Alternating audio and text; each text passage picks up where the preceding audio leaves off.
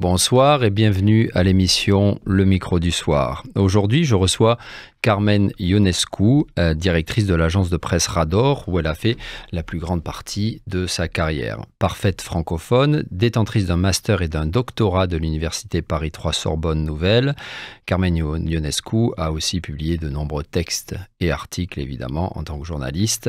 L'un des derniers en date portant sur les défis de la guerre en Ukraine pour les agences de presse. Et je précise également que Carmen Ionescu est vice-présidente de l'Association des journalistes francophones de Roumanie. Carmen Ionescu, bonsoir. Bonsoir. Je suis ravi de vous avoir au micro du soir parce que c'est la première fois. Et quand je regardais ma liste potentielle d'invités, je me disais, mais comment se fait-il que nous n'ayons pas invité déjà Carmen Ionescu? Vous êtes une personnalité du monde de la presse ici, du journalisme en Roumanie. Alors, pourriez-vous nous présenter d'abord l'agence Rador, son équipe, sa ligne éditoriale? Oui, tout à fait, ça me fait très plaisir. Je peux dire que Rador, c'est une rédaction assez particulière parce qu'elle est née au sein de la radio publique roumaine. Donc, on s'imagine que dans la Radio France, on a à l'intérieur une agence de presse. Mais il faut juger en fait le temps. Rador a été créé en 1990, donc juste après la Révolution de décembre. Et dans la période respective, les sources de presse étaient très, très pauvres, on peut dire. Et le président de la radio de l'époque, M. Eugen Preda, a eu l'initiative en fait de créer un point, un grossiste d'information à l'intérieur de la radio roumaine, parce qu'il disait s'il y a des informations mauvaises, il faut le dire à la radio. Donc, bien ou mauvais, il faut les diffuser. Donc, Rador a commencé avec le monitoring de CNN et de la presse internationale. Les journalistes... Quand vous dites monitoring... Donc, c'est l'écoute, les choix des informations et la traduction pour le public roumain. Bien sûr, il y a aussi un processus de sélection, de tri d'informations, parce que ce sont les informations intéressantes pour le public roumain et pour les clients, parce que Rador a eu des clients même dans les premières années d'activité, plutôt les institutions de l'État et après la presse roumaine. Et vraiment, c'était quelque chose d'intéressant parce que avant, pendant le communisme, des centres de monitoring ont été créés seulement à l'intérieur des services. Donc, le président de la radio a eu vraiment du courage parce qu'il risquait en fait une opinion de la part du public de la radio roumaine assez négative.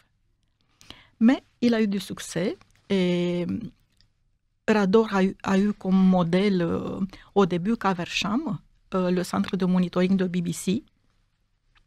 On a eu dans les premières années d'activité beaucoup de formations de la part de BBC, mais pas seulement, de la part de Radio France. On a eu aussi des formateurs de la part de Deutsche Welle. Et c'était très intéressant et important pour les journalistes. Moi, j'étais très jeune à l'époque, mais on avait des journalistes de la période communiste et ils ont eu l'occasion en fait de se former comme ça, avec les formateurs des grandes radios occidentaux. Et est-ce que c'est toujours le fonctionnement principal de Rador, c'est-à-dire que vous travaillez d'abord pour la radio publique?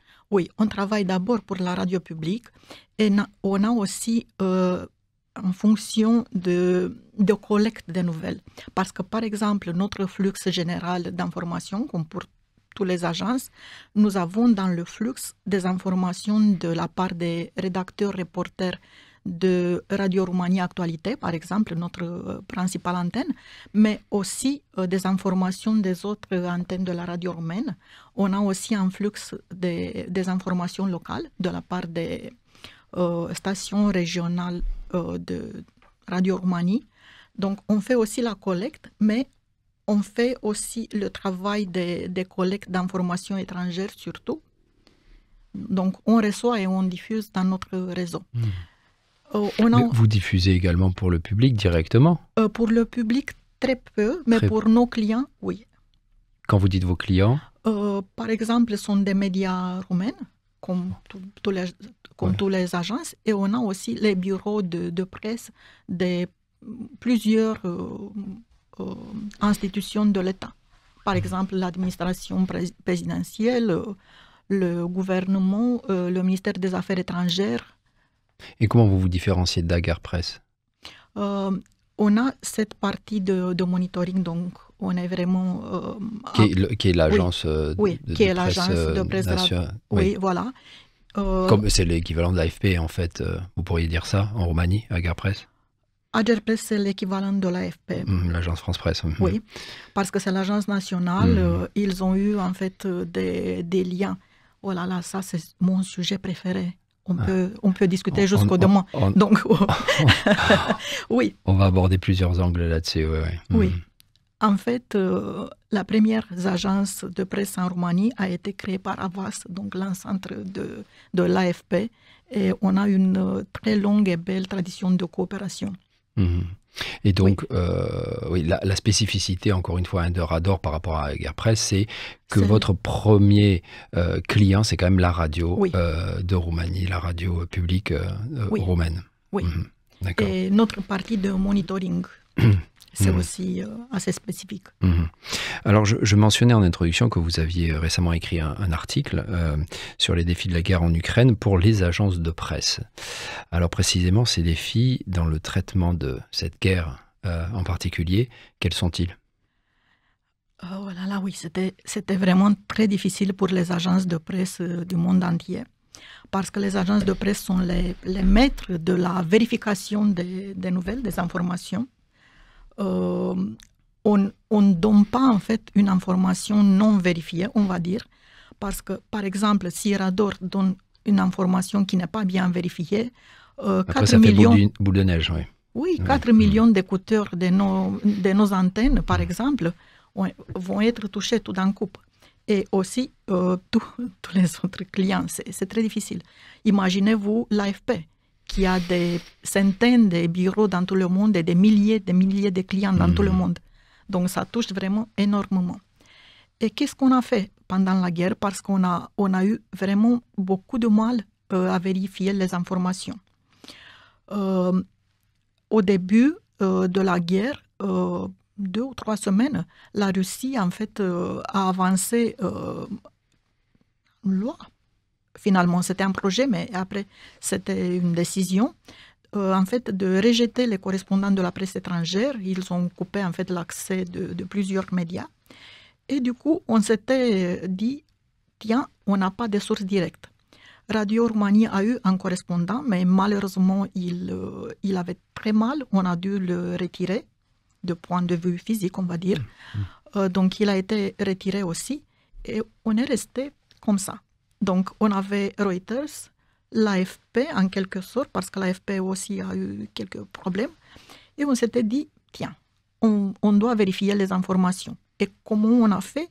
On a fait des informations traduites de l'ukrainienne, russe, anglais et parfois aussi des autres langues.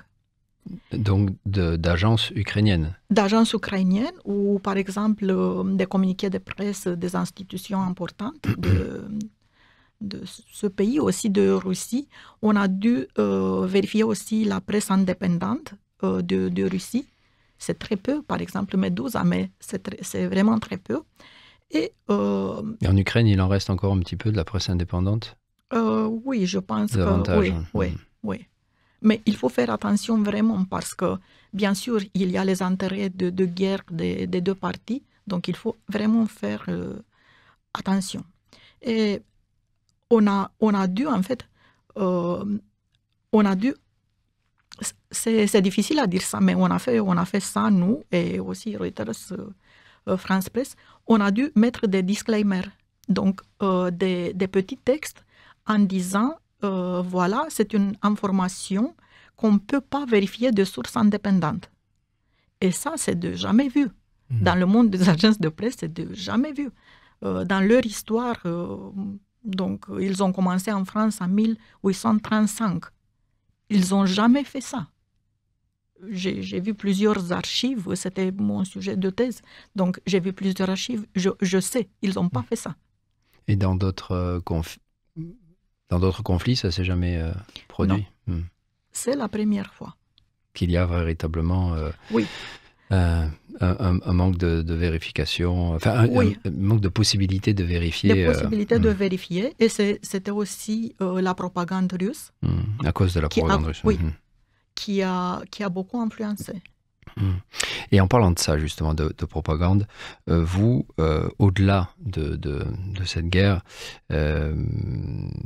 qui subit évidemment diverses campagnes de désinformation, en tant que journaliste et au-delà de votre travail en tant qu'agencière, comme on dit, comment la contrer, cette désinformation? Il faut donner des informations vérifiées, correctes, honnêtes. Mais c'est vrai que l'ascension du courant souverainiste, complotiste dans le monde entier fait notre travail très difficile.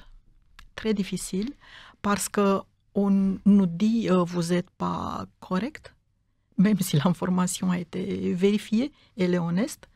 Ils nous disent, par exemple, on a reçu même des menaces en disant que si nous utilisons, par exemple, les liens fournis pour faire un article mainstream, donc qui ne reconnaît pas, dans le cas dont je parle, les pressions subies par un candidat, les pressions psychologiques, et on va dire autrement, on va être guillotiné, par exemple.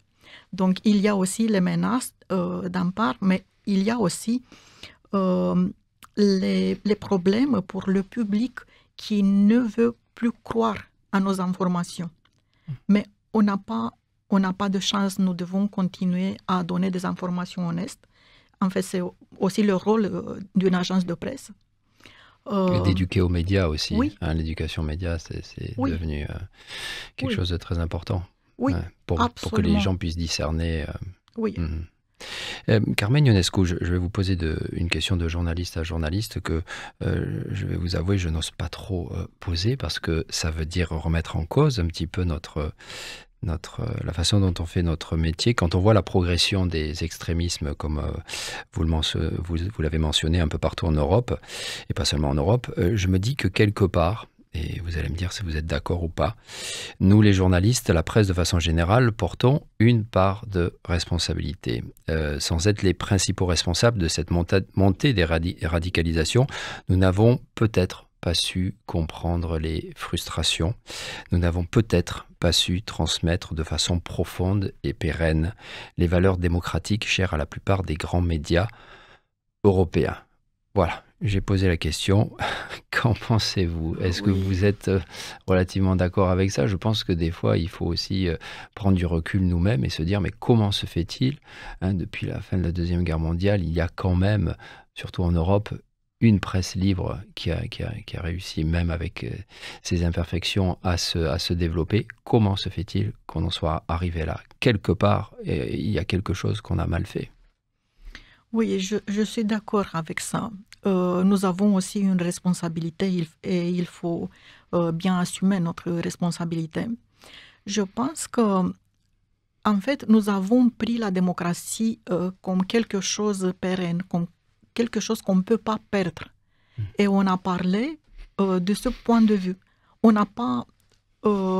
toujours à travers le même prisme, disons. Oui, toujours par le même prisme. Et aussi, on n'a pas défendu, en fait. Nous avons dit, par exemple, ici en Roumanie, on a la liberté, voilà, c'est pour nous, c'est pour jamais.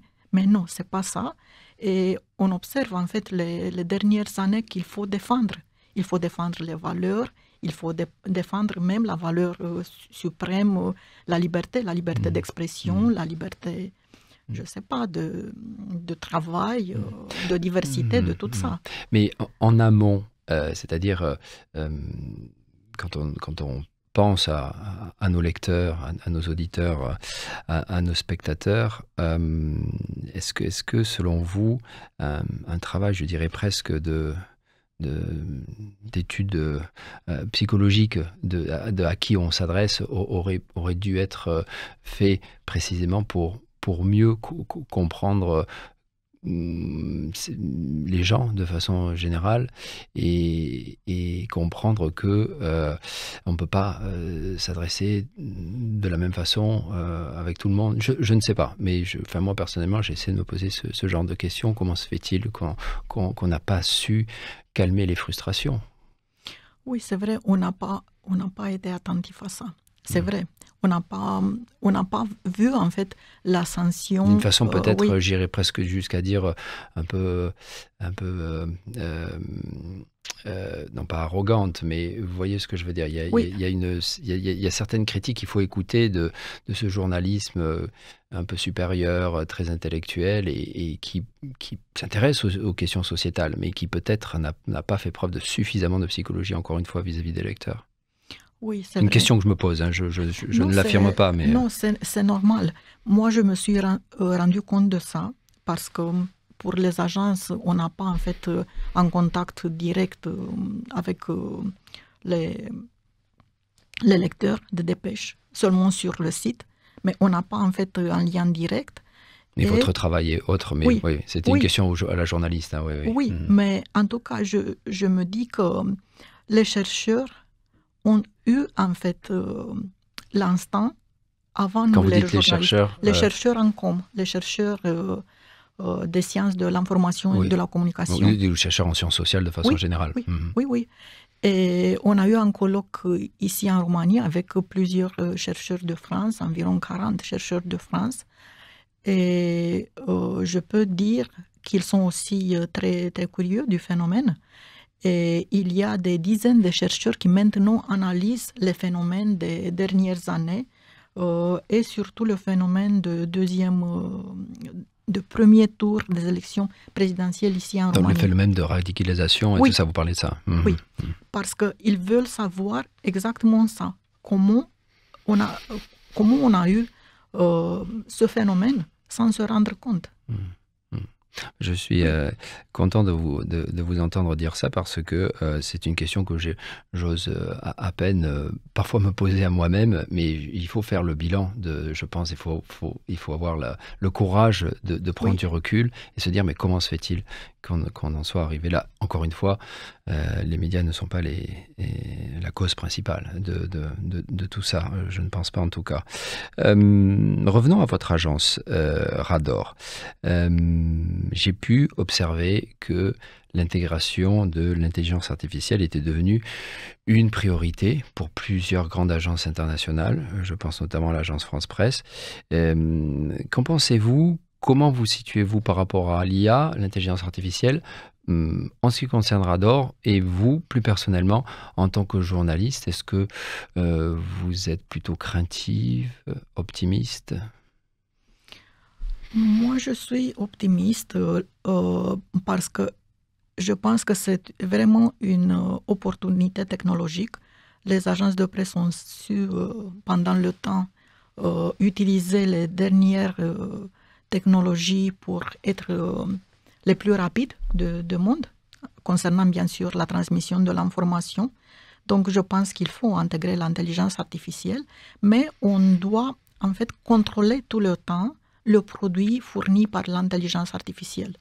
Pour le moment, nous utilisons l'intelligence artificielle pour transcription automatique, pour faire des transcriptions automatiques.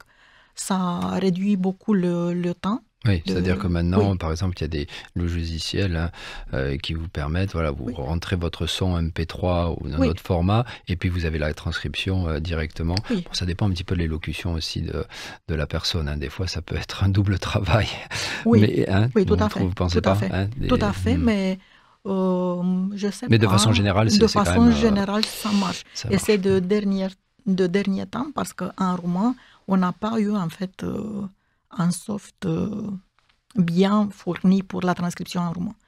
Le premier, je trouve que c'était fait en France en 2015, et c'était CNRS. Et le Centre national de recherche scientifique. Oui, et bravo pour eux, parce qu'ils ont travaillé vraiment dans plusieurs langues. On a parlé avec eux. Et c'est ça aussi, une agence de presse doit avoir un lien avec les chercheurs du domaine pour savoir qu'est-ce qu'on peut utiliser avant les autres, pour être les premiers, pour avoir en fait succès avec la vente d'abonnements de presse, parce que sinon... Pour revenir à l'intelligence artificielle, c'est vrai que on l'entend souvent, le fait que, bon, il faut contrôler. Il faudra toujours qu'un journaliste passe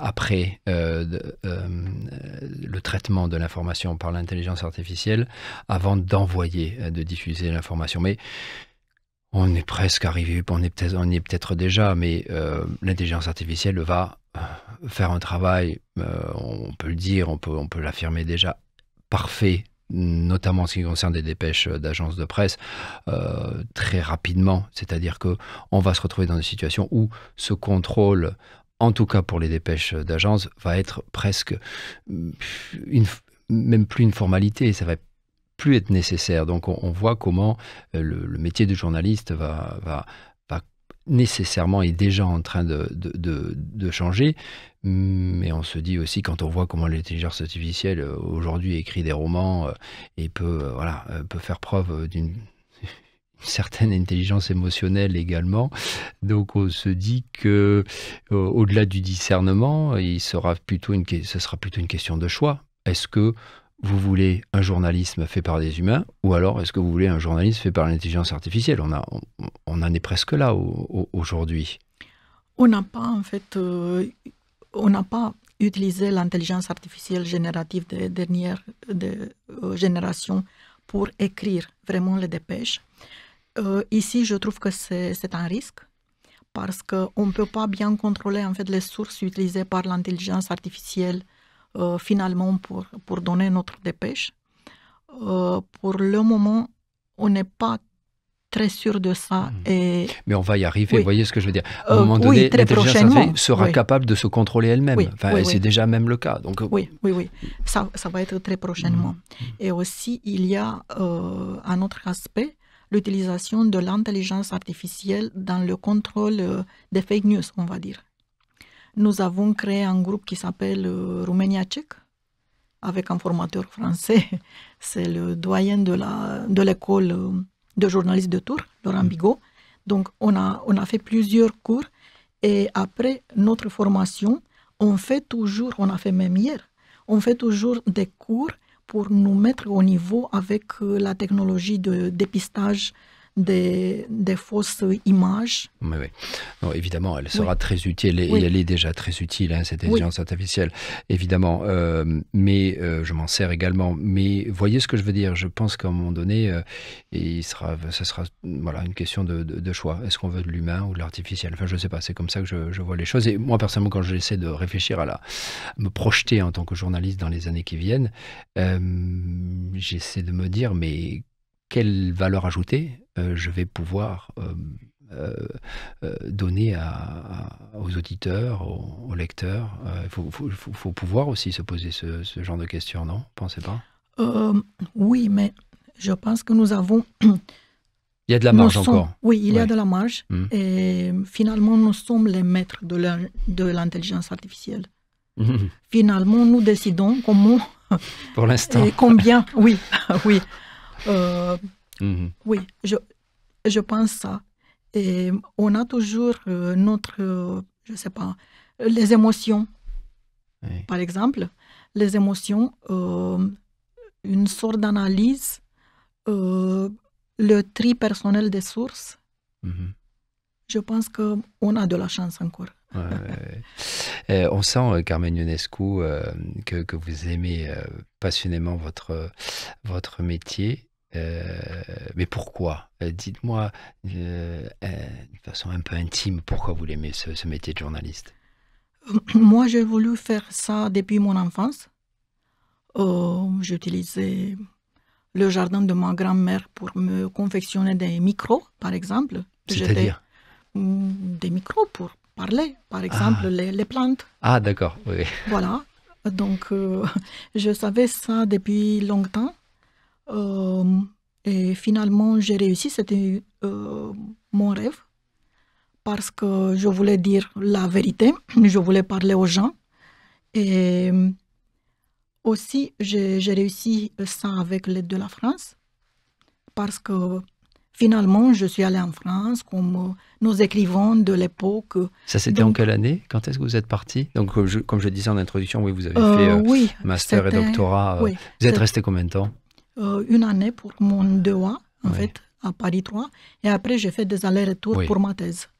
Parce que j'avais déjà mon poste à la radio et je voulais absolument, en fait... Qui portait sur quoi, votre thèse? Les agences de presse de la Roumanie et la circulation internationale de l'information. C'était Histoire de la presse, c'était 1877-1940. Et j'ai vu plusieurs archives de Havas, donc surtout la correspondance entre les directeurs des agences de presse roumaines et français. Les correspondants de presse, c'était vraiment fascinant. Est-ce que vous avez pensé à faire de la correspondance depuis un pays étranger à un moment donné, ou vous avez toujours voulu d'abord informer depuis la Roumanie et pour la Roumanie? J'aimerais bien être correspondant. Ah, toujours? Oui, toujours. Ah. Oui. Et même si j'ai fait maintenant plusieurs choses peut-être un peu bureaucratiques, je prends de vie quand je peux réaliser par exemple un interview, un reportage. Vous le faites toujours? Ah oui. Oui. Ouais, vous avez le temps, vous accordez des plages de temps pour ça, oui. Oui, je l'ai fait et on n'a pas dit, excusez-moi, combien de personnes travaillent pour Ador? On n'a pas dit ça. Maintenant, on est 65. Ah oui, quand même. Oui. Oui, c'est ça. Et pas tous journalistes. Vous avez non. Sur les 65, il y a combien de journalistes? Il y a 45 journalistes, mais il y a aussi des documentalistes. Il y a un personnel qui est moitié technique, moitié journaliste, parce qu'ils font les éditions en fait, des flux d'informations, mais aussi sont des journalistes de site. On a fait une reconversion professionnelle, on va dire, parce qu'ils ont perdu, en fait, avec tous les logiciels, ils ont perdu un petit peu de leur activité. Et aussi, on a un groupe très petit de 5 personnes qui est administratif. D'accord, d'accord, d'accord. Et quand vous dites les entretiens, c'est quand il s'agit de faire un entretien avec une personnalité importante, ou c'est vous qui vous en chargez, par exemple? Oui, mais sont aussi mes collègues. Mais si j'aime bien en fait le sujet, je préfère le faire moi-même. Pour terminer cet entretien, Carmen Ionescu, là, j'aimerais poser une question à non seulement la journaliste, mais à la citoyenne roumaine que vous êtes. On a vécu une période électorale riche. Excusez-moi pour la pauvreté du vocabulaire, mais voilà, on va dire ça comme ça, riche. Quel est votre sentiment aujourd'hui? Plutôt rassuré? Avec de l'espérance? Oui, exactement, c'est de l'espérance. Excusez-moi, je vous ai dit plutôt rassuré, mais je me suis avancé. Hein, mais non, je voudrais utiliser le mot soulagé. Oui, soulagé. Oui, c'était vraiment une période vous avez tendue. Vous avez beaucoup travaillé, j'imagine. Ça a été... Oui, parce qu'on a fait aussi le flux de campagne électorale, donc on a fait le monitoring de la campagne électorale faite par la radio roumaine, et on a eu du coup un produit en plus avec beaucoup d'interventions, des informations, des talk-shows. On a eu de la chance, entre guillemets, qu'on a eu seulement un débat de 4 heures, mais quand même un débat. C'était vraiment très difficile parce qu'on a essayé aussi d'expliquer un petit peu, mais aussi de garder la ligne honnête, d'accorder en fait un espace de discussion pour les deux parties de débat, donc de le mettre. Mais parfois, on a dû voir des fausses nouvelles et on ne pouvait pas du tout les transmettre comme ça. Désolé, mais c'était comme ça. C'est pas notre ration d'être. Mhm. Et, en vous écoutant, je me disais aussi que j'avais envie de vous recevoir parce que, alors, d'un côté, j'ai dit que le journalisme devait peut-être un peu se remettre en cause, enfin remettre en question certaines choses, mais d'un autre côté, je dirais que j'entends personnellement un peu trop souvent que les médias roumains, ça va pas, que la presse roumaine est influencée par des groupes d'intérêt, etc., etc. Et je suis content que vous soyez venu aujourd'hui aussi pour dire que, attention, il y a aussi des journalistes en Roumanie, et beaucoup, qui font bien leur métier, qui savent le faire. Il y a des plateformes, plutôt que des plateformes, des médias Oui, comme Radar et comme d'autres, et des médias d'investigation oui, qu'on connaît maintenant et qui ont très bonne presse. Mais c'est un peu un message aussi hein, de dire arrêtons de critiquer tout le temps la presse roumaine. Non, il y a des bonnes choses qui sont faites et il y a une presse qui est suffisamment bonne, compétente pour que le citoyen soit informé et vote en connaissance de cause. oui, oui, tout à fait. Et je trouve que tous les, tous les bouleversements du présent ont changé aussi un peu la manière de faire des trusts de presse, tout à fait. Euh, ils ont en fait utilisé euh, les événements pour venir sur une route plus correcte, on va dire, Mm, mm, plus équilibrée. mm. Ah, et on en connaît hein, des Oui, journalistes roumains très bons et qui font leur métier dans un environnement compliqué, mais qui essaient de le faire oui, tout à du fait. mieux possible. Hein. Ça, Oui. il faut bien le répéter et le dire. Merci infiniment, Carmen Ionescu, d'avoir été au micro du soir. Mm. Il était temps. Ouais, d'accord, merci Donc, aussi. ce n'est qu'un au revoir. Hein. Je suis ravi de vous avoir accueilli et merci de vos propos. Merci beaucoup. Merci. Chères auditrices, chers auditeurs, c'est tout pour ce soir. Nous vous souhaitons un bon week-end à lire de la belle et de la bonne presse roumaine. À bientôt. Week-end placut. Au revoir.